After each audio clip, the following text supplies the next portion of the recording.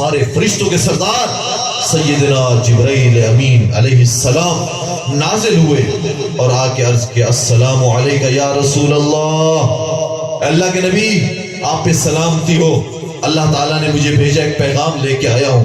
آپ نے فرمایا جبرائیل بتاؤ کیا پیغام ہے؟ جبرائیل امین نے عرض کیا یا رسول اللہ آپ نے بھی ایک بدو کو، ایک دیہاتی کو، ایک طواف کرنے والے کو دیکھا اور اس پہ بڑے مہربان ہو گئے اور آپ نے فرمایا ہے کہ اللہ تعالیٰ بغیر حساب کتاب کے اسے جنت میں داخل فرمائیں گے۔ اللہ فرماتے ہیں میں نے اس کا حساب لینا ہے۔ یا رسول اللہ فرماتے ہیں میں نے حساب لینا ہے۔ اب جب یہ بات نبی کریم صلی اللہ علیہ وسلم کو پتہ چلا، آپ صلی اللہ علیہ وسلم کے جسد اطہر میں کب کپاہٹ تاری ہو گئی، مسکراتا ہوا چہرہ غم میں بدل گیا، آنکھوں میں آنسو آ گئے، ایسے بیت اللہ شریف کے ساتھ ٹیک لگ کے ایسے سر جھکا کے بیٹھ گئے اور رونے لگے۔ یا اللہ مجھے معاف کر دے، میں نے تو اس کو بڑی خوشخبری سنا دی تھی کہ میرے مولا بغیر حساب کتاب کے وہ جنت میں داخل ہوگا، اب وہ میرے پاس آئے گا میں اس کو کیا جواب دوں گا؟ آپ صلی اللہ علیہ وسلم بیت اللہ شریف کے ساتھ ایسے ٹیک لگ کے تکیہ لگ کے رو رہے ہیں، اداس ہیں، چہرہ مغموم ہے۔ وہی صحابی رسول وہ بدو طواف مکمل کر کے آپ صلی اللہ علیہ وسلم کے سامنے آ کے بیٹھ گئے، آ کے دیکھا آپ رو رہے ہیں، کہنے لگا یا رسول اللہ خیریت تو ہے؟ ابھی مسکرا رہے تھے، اچانک آپ کا چہرہ مغموم کیوں ہو گیا؟ اللہ کے نبی آنکھوں میں آنسو ہیں، وجہ کیا ہے؟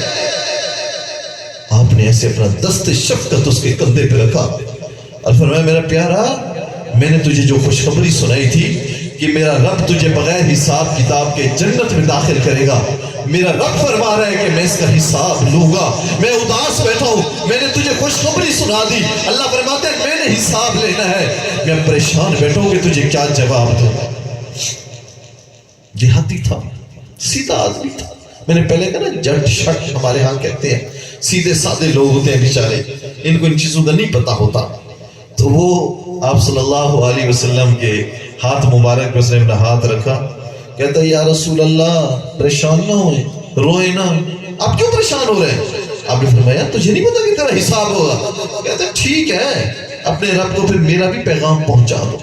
آپ نے فرمایا تیرا کیا پیغام پہنچاؤں؟ یا رسول اللہ اپنے رب کو کہہ دو اگر اس نے اللہ نے میرا حساب لینا ہے تو میں بھی آپ کے اللہ کا حساب کتاب کروں۔ اپنے ایسے دلوں نے بولا کیا کہہ رہا ہے تو؟ اللہ تو حساب لے، تو اللہ سے کس چیز کا حساب لے گا؟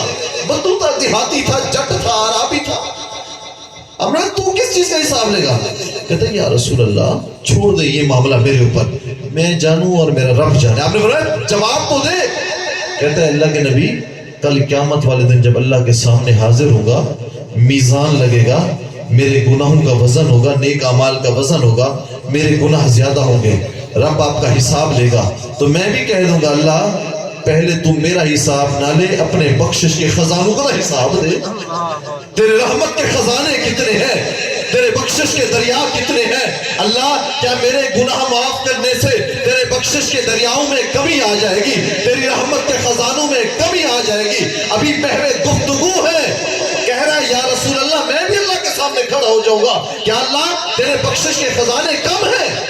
ابھی محو گفتگو ہیں، آپ صلی اللہ علیہ وسلم اور اس صحابی کے درمیان باتیں چل رہی ہیں، پھر آسمان کے دروازے کھلتے ہیں، جبرائیل امین تشریف لے آئے، السلام علیکم یا رسول اللہ۔ آپ نے سلام کا جواب دیا اور جی جبرائیل امین نے کہا یا رسول اللہ فرما رہے ہیں اس کو روکو، اب چپ ہو جائے۔ اللہ فرماتے ہیں میں اسے بغیر حساب کتاب کے جنت میں داخل کروں گا، اس نے میرے بخشش کے دریا اور رحمت کے خزانوں کو چیلنج کر دیا، اگر میں ساری امت کے گناہ بھی معاف کر دوں تو پھر بھی میرے بخشش کے دریا میں سے ایک قطرے کی بھی کمی نہیں جائے۔